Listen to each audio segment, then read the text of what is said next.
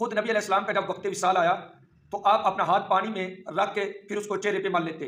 اور ساتھ دعا کرتے، یا اللہ موت کے سکرات میں، غمرات میں میری مدد فرما۔ اہل علم فرماتے ہیں کہ اگر دنیا بھر کی تکلیفوں کو جمع کیا جائے تو وہ موت کی تکلیف کے آگے بہت ہی ہلکی اور تھوڑی ہیں۔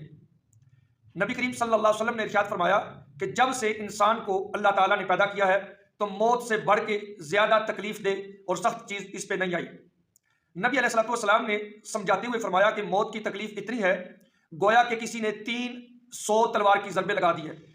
فرمایا اگر کسی پہ کم اور ادنا درجہ کی تکلیف ہو تو وہ بھی اتنی ہے گویا کہ تلوار کی 100 ضربیں لگا دی گئی ہیں۔ اسی طریقے سے نبی علیہ السلام نے فرمایا کہ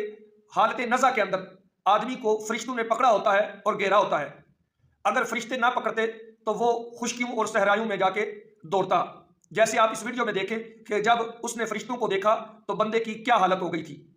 حضرت عمر رضی اللہ تعالیٰ عنہ نے حضرت کعب سے سوال کیا کہ موت کی تکلیف کے بارے میں بتاؤ، تو انہوں نے فرمایا کہ اس کی مثال ایسی ہے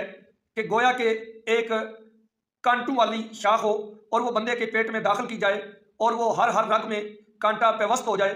پھر کوئی طاقتور آدمی اسے کھینچے،